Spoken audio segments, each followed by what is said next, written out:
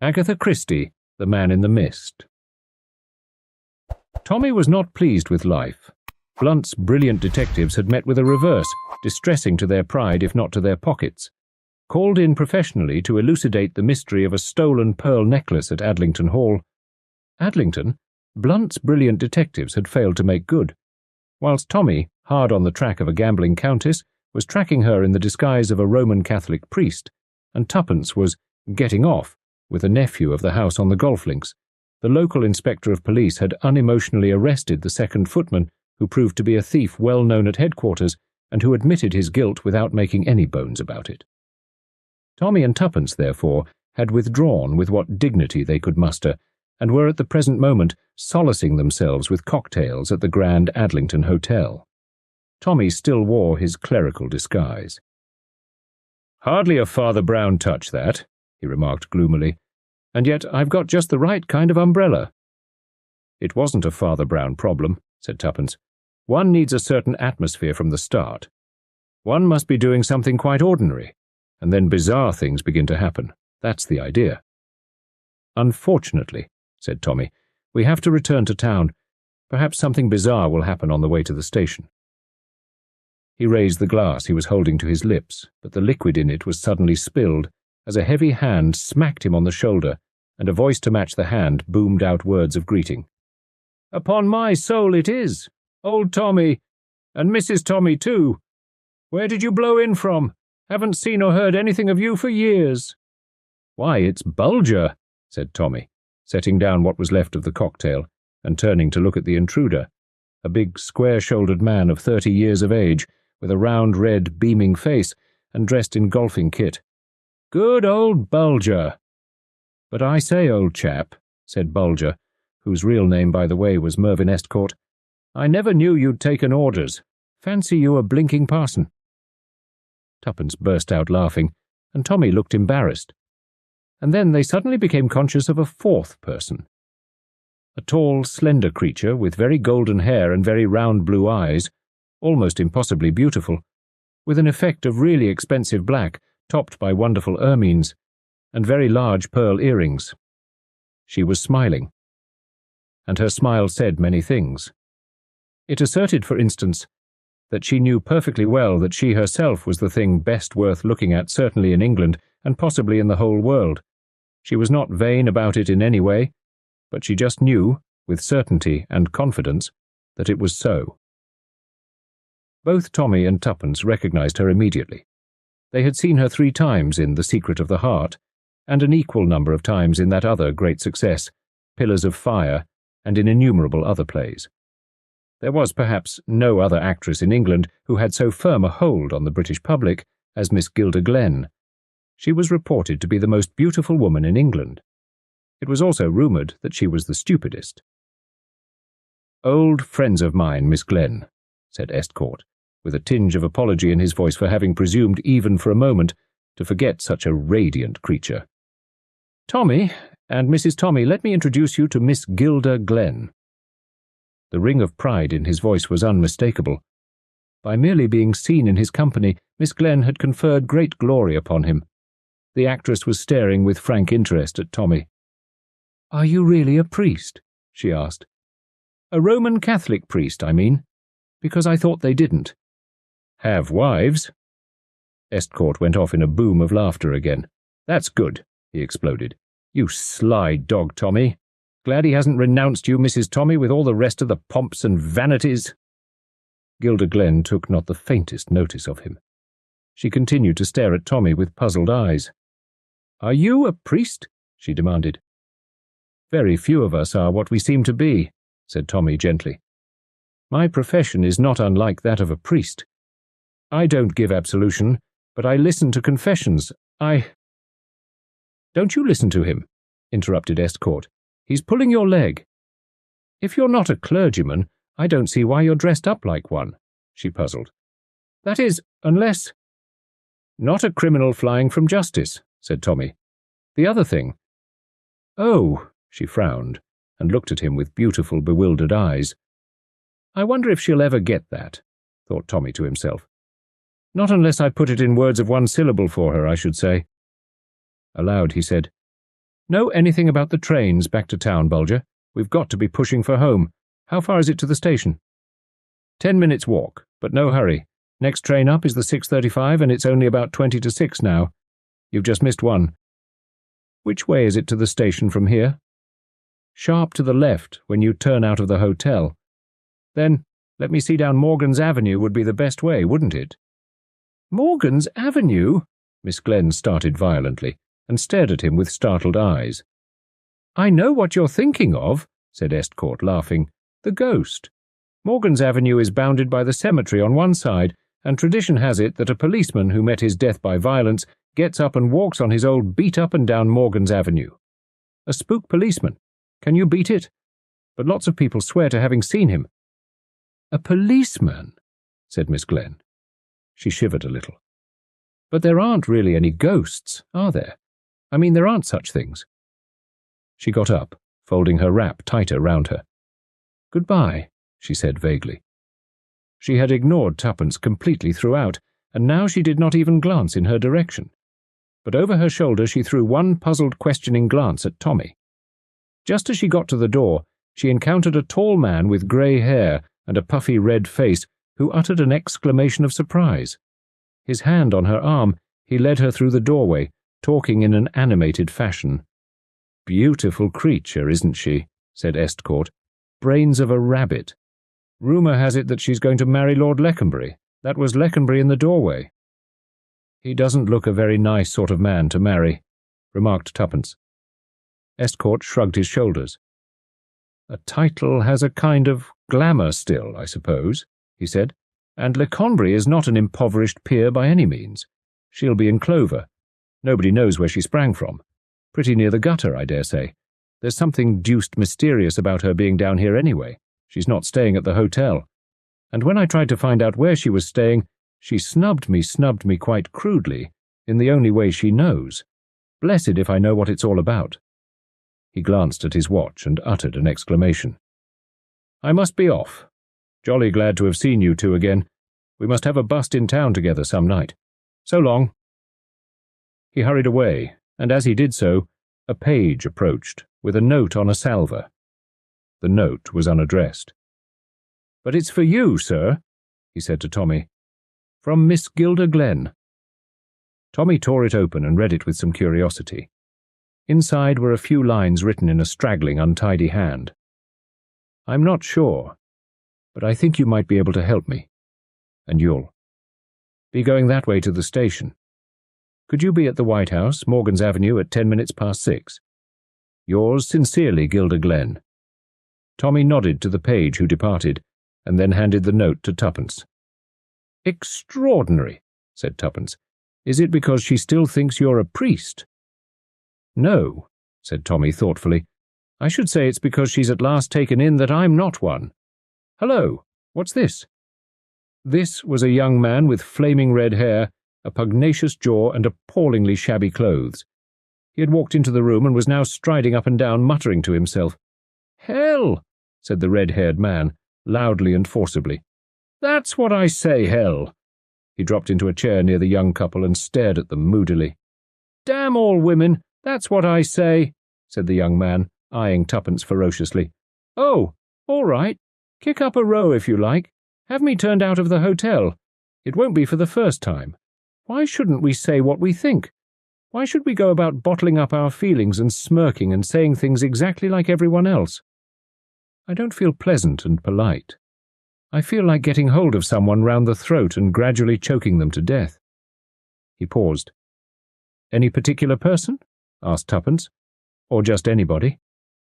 One particular person? Said the young man grimly. This is very interesting, said Tuppence. Won't you tell us some more? My name's Riley, said the red-haired man. James Riley. You may have heard it. I wrote a little volume of pacifist poems, good stuff, although I say so. Pacifist poems, said Tuppence. Yes, why not? Demanded Mr. Riley belligerently. Oh, nothing, said Tuppence hastily. I'm for peace all the time, said Mr. Riley fiercely. To hell with war. And women, women. Did you see that creature who was trailing around here just now? Gilda Glenn, she calls herself. Gilda Glenn. God, How I've worshipped that woman, and I'll tell you this, if she's got a heart at all, it's on my side. She cared once for me, and I could make her care again. And if she sells herself to that muck-heap Leconbury, well, God help her. I'd as soon kill her with my own hands." And on this, suddenly, he rose and rushed from the room. Tommy raised his eyebrows. "A somewhat excitable gentleman," he murmured. "Well, Tuppence, shall we start?" A fine mist was coming up as they emerged from the hotel into the cool outer air. Obeying Estcourt's directions, they turned sharp to the left, and in a few minutes they came to a turning labelled Morgan's Avenue. The mist had increased. It was soft and white, and hurried past them in little eddying drifts. To their left was the high wall of the cemetery, on their right a row of small houses. Presently these ceased, and a high hedge took their place. "Tommy," said Tuppence, "I'm beginning to feel jumpy. The mist and the silence, as though we were miles from anywhere."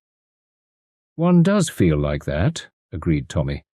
"All alone in the world. It's the effect of the mist, and not being able to see ahead of one." Tuppence nodded.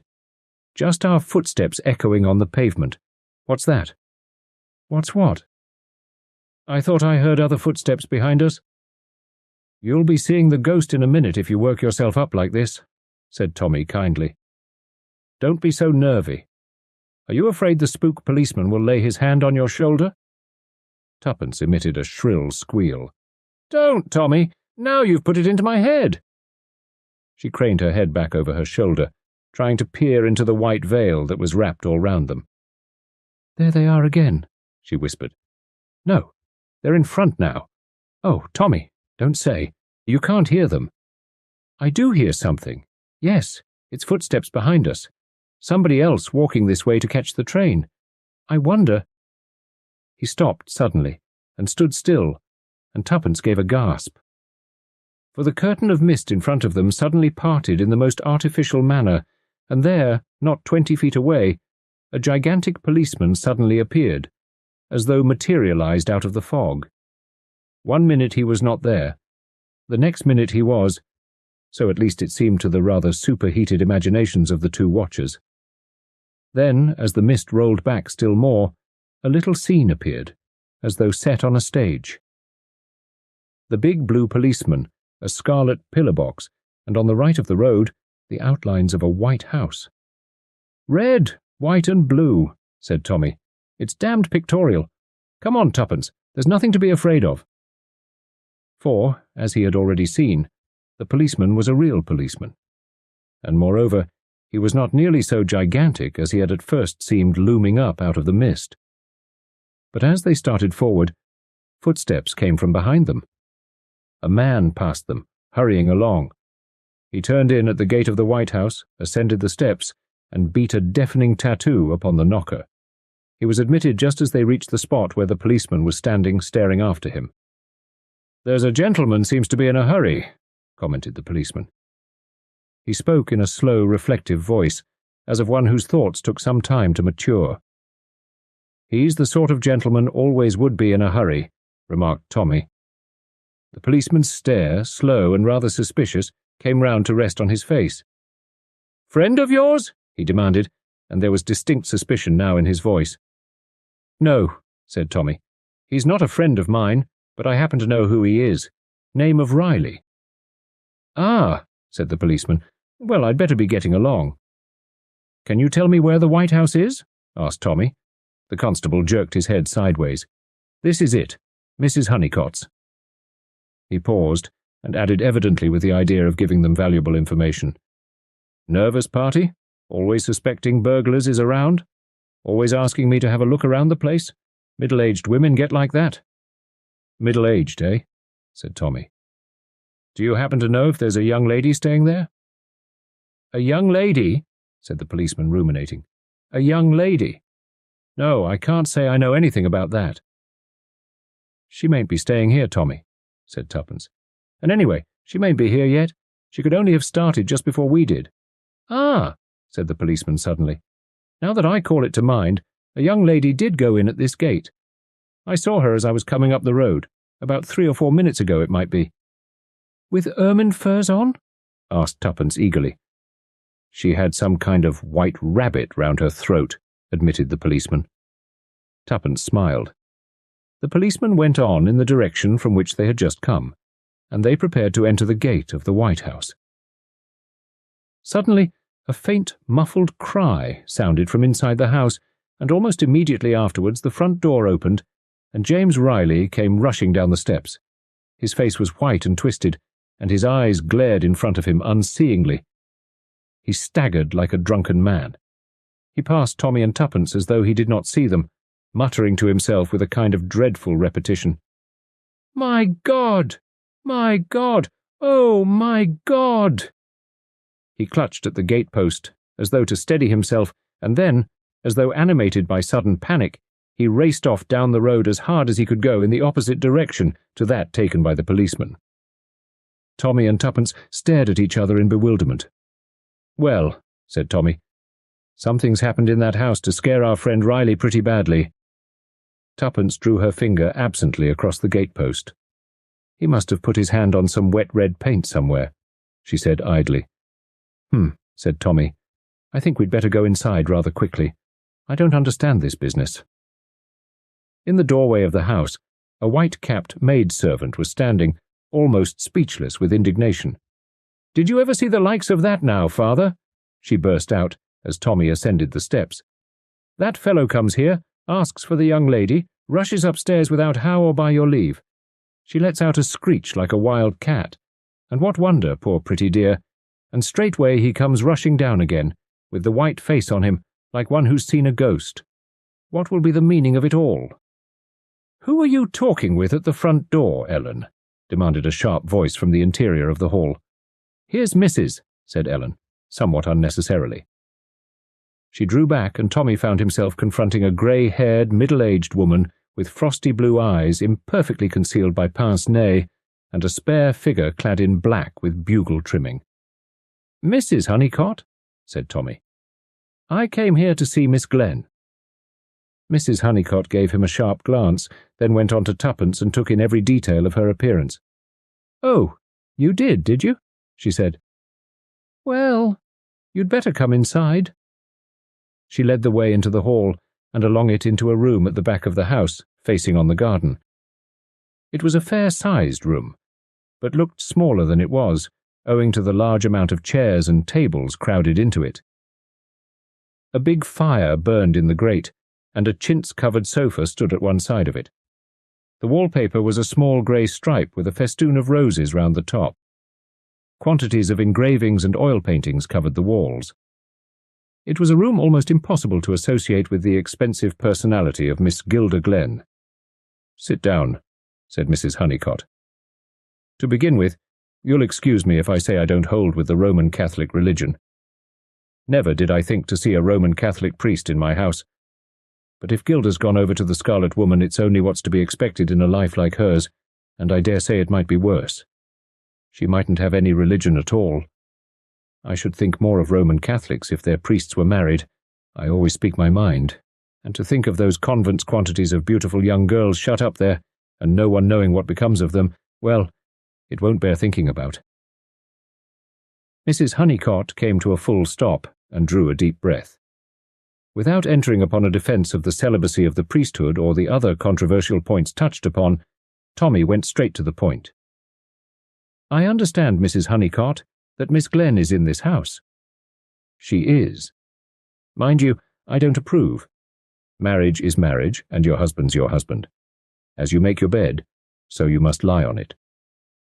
"I don't quite understand," began Tommy, bewildered. "I thought as much. That's the reason I brought you in here. You can go up to Gilda after I've spoken my mind. She came to me after all these years, think of it, and asked me to help her. Wanted me to see this man and persuade him to agree to a divorce. I told her straight out I'd have nothing whatever to do with it. Divorce is sinful, but I couldn't refuse my own sister shelter in my house, could I now?" "Your sister?" exclaimed Tommy. "Yes, Gilda's my sister. Didn't she tell you?" Tommy stared at her open-mouthed.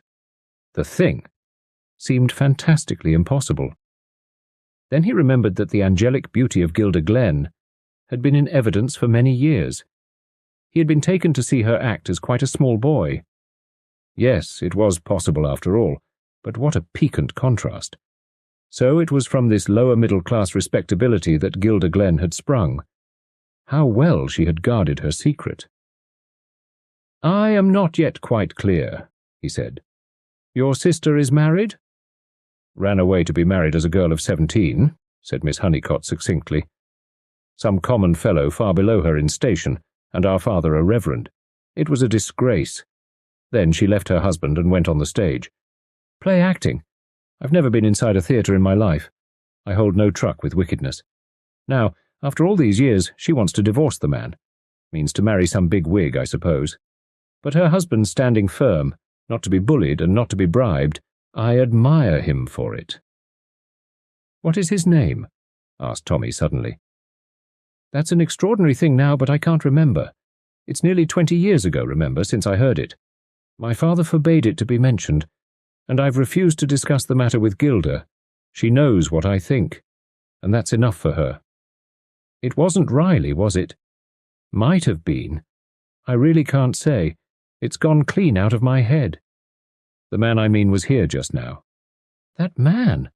I thought he was an escaped lunatic. I'd been in the kitchen giving orders to Ellen.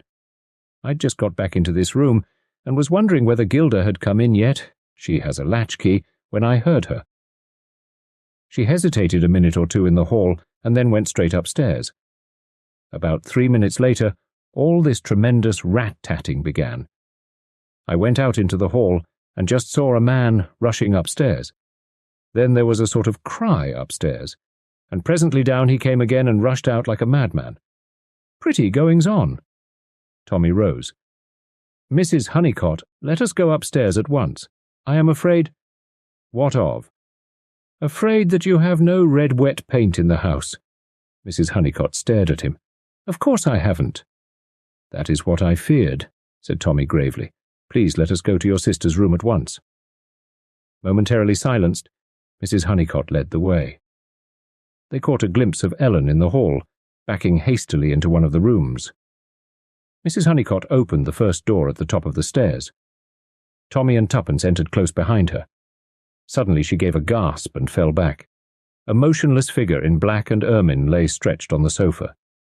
The face was untouched, a beautiful, soulless face like a mature child asleep.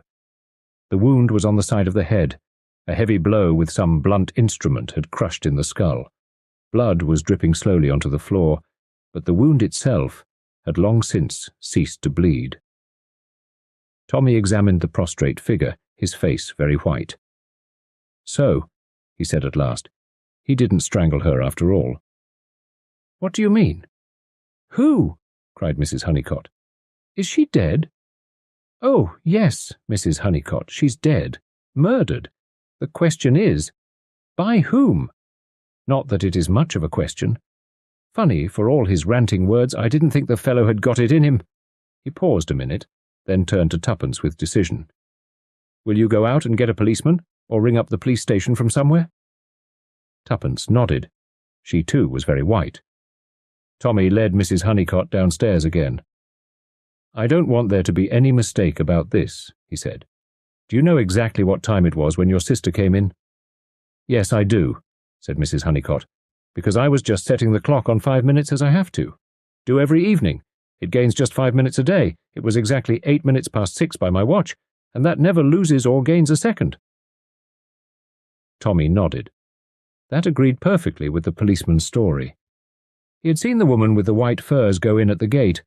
Probably 3 minutes had elapsed before he and Tuppence had reached the same spot. He had glanced at his own watch then and had noted that it was just 1 minute after the time of their appointment. There was just the faint chance that someone might have been waiting for Gilda Glen in the room upstairs. But if so, he must still be hiding in the house. No one but James Riley had left it. He ran upstairs and made a quick but efficient search of the premises, but there was no one concealed anywhere. Then he spoke to Ellen. After breaking the news to her, and waiting for her first lamentations and invocations to the saints to have exhausted themselves, he asked a few questions. Had anyone come to the house that afternoon asking for Miss Glenn? No one whatsoever. Had she herself been upstairs at all that evening? Yes, she'd gone up at 6 o'clock as usual to draw the curtains, or it might have been a few minutes after 6. Anyway, it was just before that wild fellow come breaking the knocker down. She'd run downstairs to answer the door, and him a black-hearted murderer at the time. Tommy let it go at that. But he still felt a curious pity for Riley, an unwillingness to believe the worst of him. And yet there was no one else who could have murdered Gilda Glenn. Mrs. Honeycott and Ellen had been the only two people in the house. He heard voices in the hall and went out to find Tuppence and the policeman from the beat outside. The latter had produced a notebook and a rather blunt pencil which he licked surreptitiously. He went upstairs and surveyed the victim stolidly, merely remarking that if he was to touch anything, the inspector would give him beans. He listened to all Mrs. Honeycott's hysterical outbursts and confused explanations, and occasionally he wrote something down. His presence was calming and soothing. Tommy finally got him alone for a minute or two on the steps outside ere he departed to telephone headquarters. "Look here," said Tommy. "You saw the deceased turning in at the gate, you say. Are you sure she was alone?" "Oh, she was alone, all right. Nobody with her. And between that time and when you met us, nobody came out of the gate?" "Not a soul." "You'd have seen them if they had?" "In course I should. Nobody come out till that wild chap did." The Majesty of the Law moved portentously down the steps and paused by the white gatepost which bore the imprint of a hand in red. "Kind of amateur he must have been," he said pityingly, "to leave a thing like that." Then he swung out into the road. It was the day after the crime. Tommy and Tuppence were still at the Grand Hotel, but Tommy had thought it prudent to discard his clerical disguise. James Riley had been apprehended and was in custody. His solicitor, Mr. Marvel, had just finished a lengthy conversation with Tommy on the subject of the crime. "I never would have believed it of James Riley," he said simply. "He's always been a man of violent speech, but that's all." Tommy nodded. "If you disperse energy in speech, it doesn't leave you too much over for action. What I realize is that I shall be one of the principal witnesses against him. That conversation he had with me just before the crime was particularly damning, and in spite of everything, I like the man, and if there was anyone else to suspect, I should believe him to be innocent." "What's his own story?" The solicitor pursed up his lips. "He declares that he found her lying there dead, but that's impossible, of course. He's using the first lie that comes into his head. Because if he happened to be speaking the truth, it would mean that our garrulous Mrs. Honeycott committed the crime, and that is fantastic. Yes, he must have done it. The maid heard her cry out, remember? The maid, yes." Tommy was silent a moment. Then he said thoughtfully, "What credulous creatures we are, really. We believe evidence as though it were gospel truth. And what is it ready? Only the impressions conveyed to the mind by the senses. And suppose they're the wrong impressions?" The lawyer shrugged his shoulders. "Oh, we all know that there are unreliable witnesses, witnesses who remember more and more as time goes on, with no real intention to deceive." "I don't mean only that. I mean all of us. We say things that aren't really so and never know that we've done so. For instance, both you and I, without doubt, have said some time or other, 'There's the post,' when what we really meant was that we'd heard a double knock and the rattle of the letterbox. 9 times out of 10 we'd be right, and it would be the post, but just possibly the 10th time it might be only a little urchin playing a joke on us. See what I mean?" "Yes," said Mr. Marvel slowly, "but I don't see what you're driving at." "Don't you? I'm not sure that I do myself, but I'm beginning to see. It's like the stick, Tuppence, you remember? One end of it pointed one way, but the other end always points the opposite way. It depends whether you get hold of it by the right end. Doors open, but they also shut. People go upstairs, but they also go downstairs. Boxes shut, but they also open." "What do you mean?" demanded Tuppence. "It's so ridiculously easy, really," said Tommy, "and yet it's only just come to me. How do you know when a person's come into the house? You hear the door open and bang to, and if you are expecting anyone to come in, you will be quite sure it is them. But it might just as easily be someone going out." "But Miss Glenn didn't go out?" "No, I know she didn't. But someone else did, the murderer." "But how did she get in, then?" "She came in whilst Mrs. Honeycott was in the kitchen talking to Ellen. They didn't hear her." Mrs. Honeycott went back to the drawing-room, wondered if her sister had come in and began to put the clock right, and then, as she thought, she heard her come in and go upstairs. Well, what about that? The footsteps going upstairs?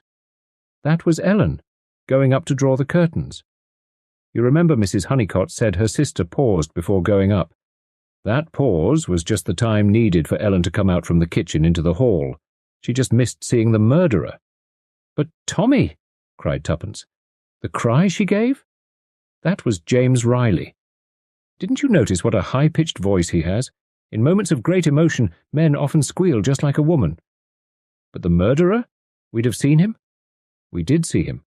We even stood talking to him. Do you remember the sudden way that policeman appeared?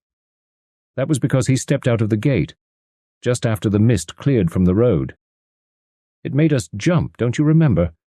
After all, though we never think of them as that, policemen are men just like any other men. They love and they hate. They marry. I think Gilda Glenn met her husband suddenly just outside that gate and took him in with her to thrash the matter out. He hadn't Riley's relief of violent words, remember? He just saw red, and he had his truncheon handy. Thank you very much for listening to this story, narrated by Jason Fraser. Don't forget to subscribe to the Detective Tales channel and be sure to leave a comment.